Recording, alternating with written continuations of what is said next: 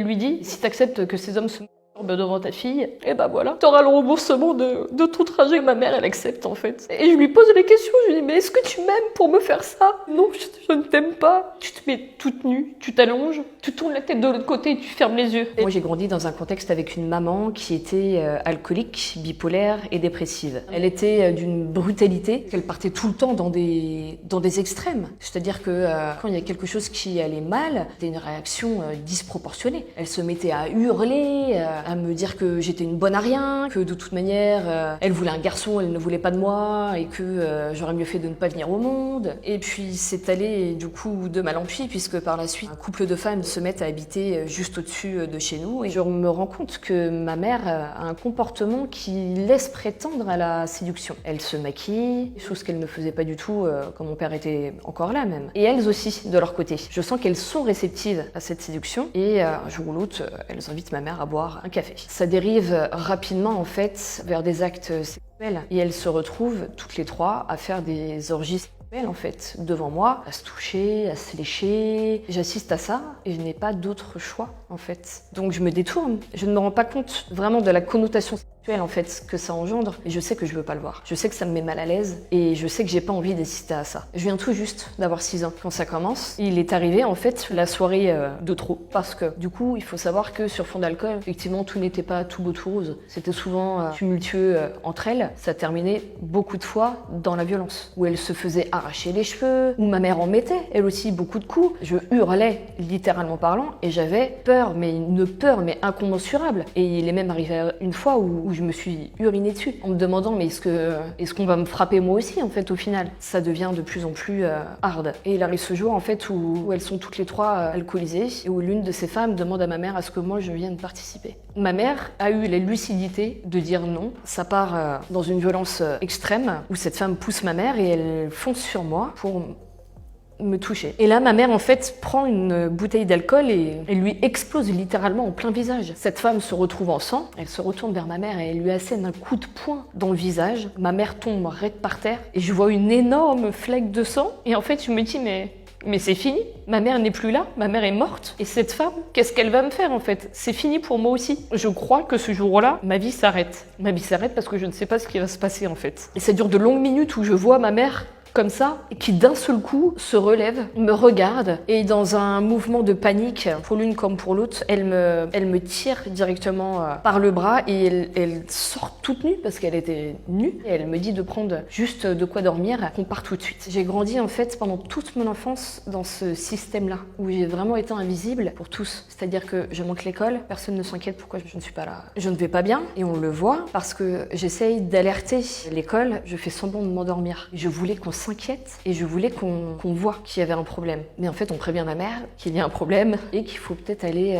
consulter quelqu'un. Ma mère me fait consulter une psychologue. Ma mère, effectivement, a une totale déconnexion en fait avec la réalité. C'est-à-dire qu'elle me fait subir tout ça et elle pense vraiment que ce n'est pas elle le fond du problème, puisqu'elle m'emmène voir une psychologue. J'avais 7 ans. Je décide de tout dire à la psychologue. Et elle dit à ma mère, écoutez, je vais vous dire tout ce que votre fille vient de me dire. Et elle dit à ma mère, je pense que votre fille ne va pas bien et qu'il faudrait peut-être l'emmener voir un psychiatre parce qu'il doit y avoir beaucoup de mensonges dans ce qu'elle dit.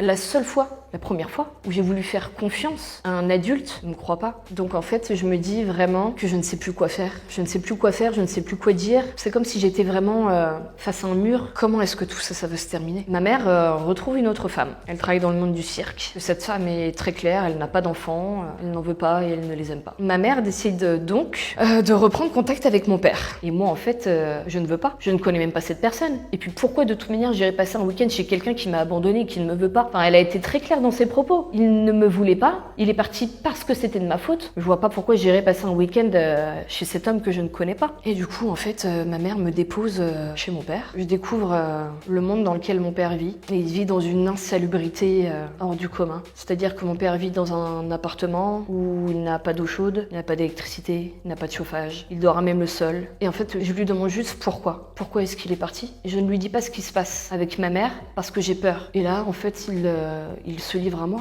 Et en fait, il me raconte des événements tumultueux entre eux. Moi, je ne me souviens pas. Il me dit que j'étais un bébé qui avait beaucoup de coliques, donc qui pleurait beaucoup. Et il me dit, notamment lors d'un passage où ma mère ne supportait plus de m'entendre pleurer, et elle me met du vin rouge dans mon biberon pour me calmer. Mon père voit ça en fait, et d'un coup de rage, de folie, il m'explique lui-même qu'il prend ma mère à la gorge et qu'il la plaque contre un mur et qu'il lui ordonne maintenant d'arrêter de me faire du mal, parce que sinon il va partir et il va demander le divorce. Et en fait, il m'explique qu'au fur et à mesure du temps, elle ne s'est pas arrêtée. Et malgré ça, eh bien, j'ai passé le week-end le plus merveilleux de ma vie que j'avais pas passé depuis son départ. Il m'a offert un amour incommensurable. Je savais même plus c'était quoi l'amour. Il s'intéressait à moi et il montrait que j'existais et que j'étais quelqu'un. Et je crois que c'était le sentiment le plus merveilleux qu'on pouvait m'offrir, et qu'il allait tout faire pour me sortir de tout ça. Il m'en faisait la promesse. Il a vu que j'avais une maturité qui était apte à recevoir tout ça, malgré moi en fait. Ça dure pas très longtemps en fait, parce qu'il faut savoir que cette femme qu'elle a rencontrée et qui vit dans le monde du cirque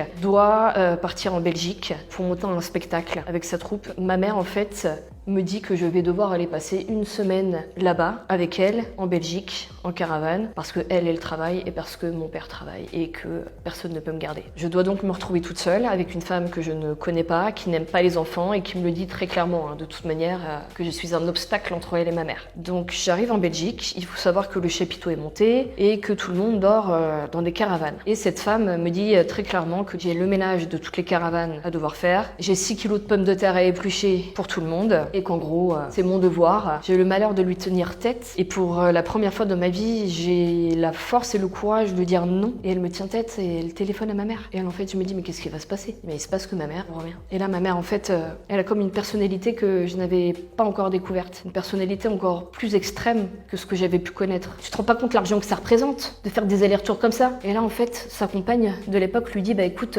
à la rigueur, tu sais ce qu'on peut faire pour récupérer l'argent que t'as perdu? Et bah, il y a un moyen si t'es d'accord. Et elle lui dit de but en blanc, moi je connais des hommes qui sont prêts à accepter, à venir, pour que tu puisses te renflouer les poches. Et elle lui dit, c'est simple, t'as juste à accepter. En fait, ma mère avait comme un espèce de grand van rouge, une banquette qui se dépliait à l'arrière, et elle lui dit, si t'acceptes que ces hommes se masturbent devant ta fille, et bah voilà, t'auras le remboursement de ton trajet gaspillé. Et là, ma mère, elle accepte en fait. Et je lui pose les questions, je lui dis, mais est-ce que tu m'aimes pour me faire ça? Et ma mère me dit, non, je ne t'aime pas.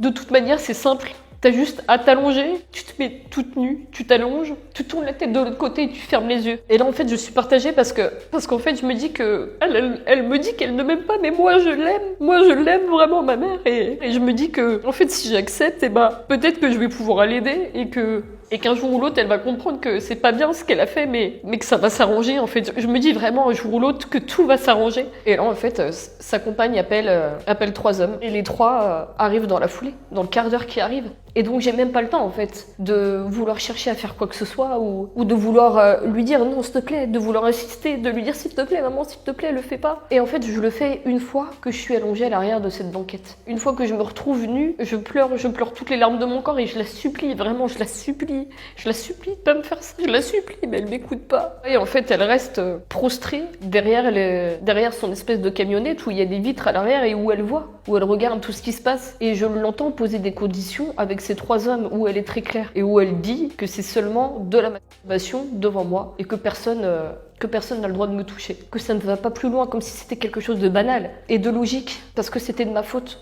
Donc il fallait ça, pour pouvoir effacer ce que moi j'avais fait, de ne pas vouloir éplucher des pommes de terre en fait. On m'a fait ça parce que je voulais pas éplucher des pommes de terre.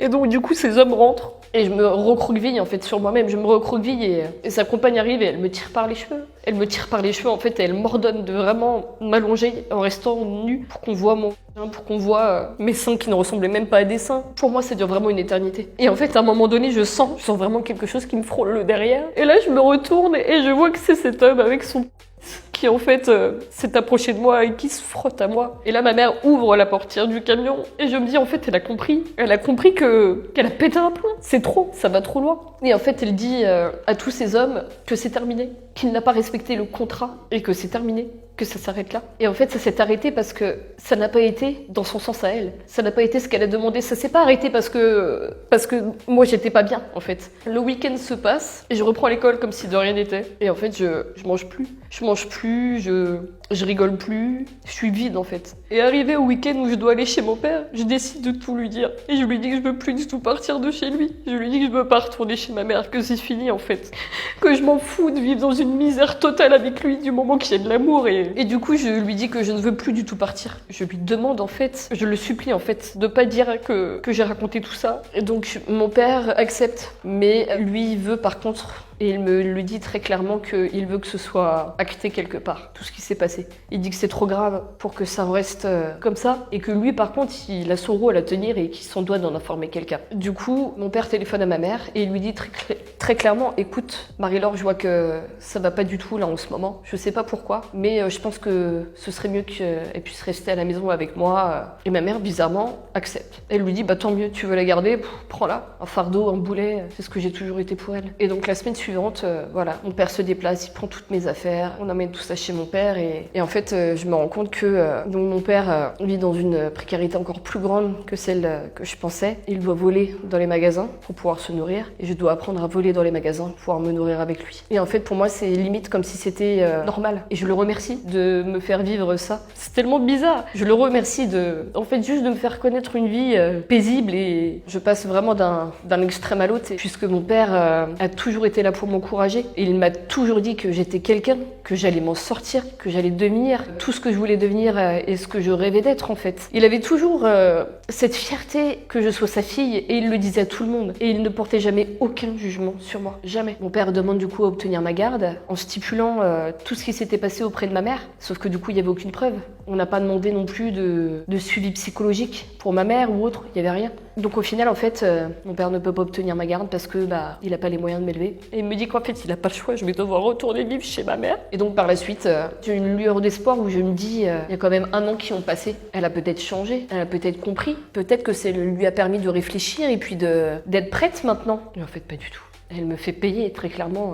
Et là, elle rentre dans la violence extrême. Et on parle pas de gifles ou de fessées. Là, on parle d'une môme de 8 ans qui est recroquevillée sur elle-même et qui se prend des coups de latte et des coups de poing dans la gueule jusqu'à temps que j'en vomisse du sang par terre. Je suis plus du tout capable de m'enlever. Elle boit jour et nuit, elle a perdu son travail. Quoi qu'il en soit, elle est toute la journée chez elle. Et puis je suis devenue vraiment son souffre-douleur. Personne ne voit les bleus sur moi puisque à chaque fois qu'elle me frappe, je ne vais pas à l'école. Jusqu'à temps que toute trace disparaisse. Il n'y avait pas d'obligation scolaire stricte à l'époque. Je me construis pas en fait. Je me construis dans le déni, beaucoup, parce que je ne veux pas accepter ce qui se passe et je me persuade toujours qu'un jour ou l'autre, ça va s'arrêter. J'avance dans l'âge, 9 ans, 10 ans, 11 ans, je commence à m'affirmer. Malheureusement, ce n'est pas moi qui gagne. Si j'ai le malheur de lui dire non, en fait, très clairement, elle me fout à la rue et je me retrouve à dormir dans des cages d'escalier alors que j'ai 10, 11 ans. Et je savais qu'il fallait 2-3 jours avant que ma mère se calme et me laisser le droit de dormir chez nous, en fait. Il y avait eu un épisode où fallait mettre la table et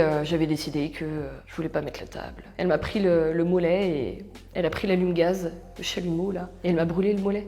Elle me tenait la jambe et elle me brûlait le mollet jusqu'à temps que je comprenne que si elle m'avait dit de mettre la table, j'allais mettre la table. Et ça a fonctionné comme ça pendant 8, 9, 10, 11, 12, 13. Pendant 4 ans, j'en parle à personne parce que j'ai honte. J'ai honte de ce que je vis. À l'époque, je trouve une pièce de 10 francs par terre en rentrant de l'école. Je rentre à la maison et je dis à ma mère, regarde maman, j'ai trouvé une pièce de 10 francs. Ma mère, encore une fois totalement alcoolisée, m'accuse en fait de lui avoir volé dans son portefeuille. Elle ne me croit pas et là elle me prend, elle me traîne par les cheveux, elle me jette dans ma chambre, elle casse la poignée de ma fenêtre et elle condamne ma fenêtre. Et là, elle m'enferme à clé. Elle en viendra me séquestrer pendant 3 mois. Et elle me dit, si tu veux me parler, tu écris sur une feuille et tu la glisses sous la porte. Elle me met un seau. Et elle me dit, tu iras et tu pisseras dans ton seau. Je ne me lavais pas, j'avais pas le droit. Et il y a un moment en fait où j'ai pété un câble. Je sais pas, j'ai perdu le contrôle et je me suis mise à hurler. C'était comme si il y avait, je sais pas, une rage qui sortait en moi, une rage incommensurable. Et pour la dernière fois où elle a refermé cette porte, je me suis dit, mais oui, en fait, je vais vraiment finir par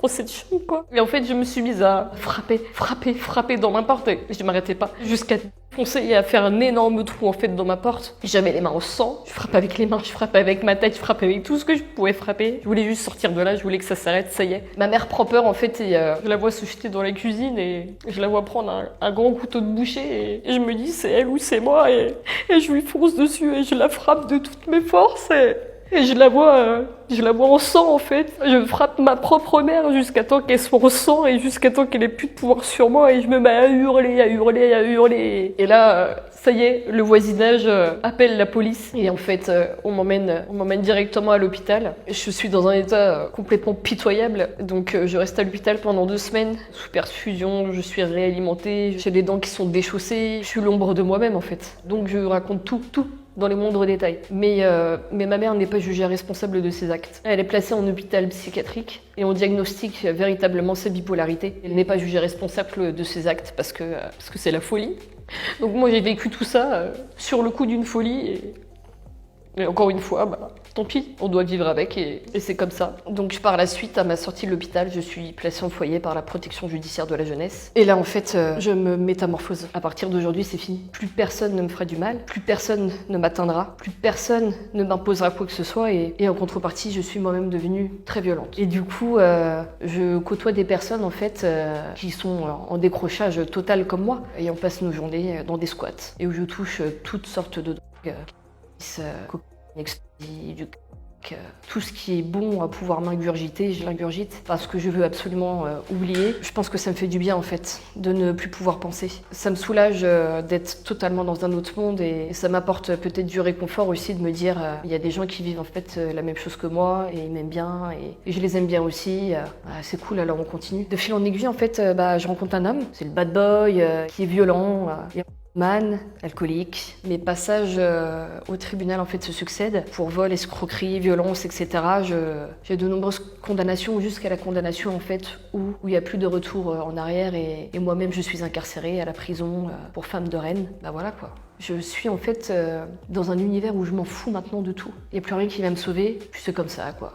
Donc à ma sortie de prison, je retourne chez moi, dans mon appartement, et puis la violence avec cet homme reprend son cours. Il me casse 2 fois le nez, il me casse la clavicule, il me casse le coccyx, et je le laisse revenir à chaque fois, comme avec ma mère. Je me mets un voile devant les yeux en fait, parce que j'avais toujours été habituée à devoir tout accepter, et que si j'acceptais pas, c'était pas bien. Et puis il arrive un moment où je ne vais plus travailler parce que j'ai tellement de bleu partout que j'ai honte d'aller travailler comme ça. Je suis serveuse, donc dans la restauration, je peux pas. Il arrive ce jour de trop, il veut toujours avoir le dernier mot et le dernier mot se termine en violence et là je gis dans une mare de sang. Les riverains appellent la police, je décide de porter plainte, toujours avec la force et le soutien de mes amis parce que toute seule je l'aurais pas fait. Cette personne prend 2 ans de prison ferme et interdiction de m'approcher, de rentrer en contact avec moi. Et là je me dis, ça y est, je suis reconnue. Oui en fait, on n'a pas le droit de faire ça et oui en fait les gens peuvent être condamnés et ça me fait du bien. Et j'ai retrouvé un travail, mon premier CDI. Et dans la foulée en fait je rencontre mon mari, il fait partie de ces gens qui ont le cœur sur la main, mais vraiment, ça me provoque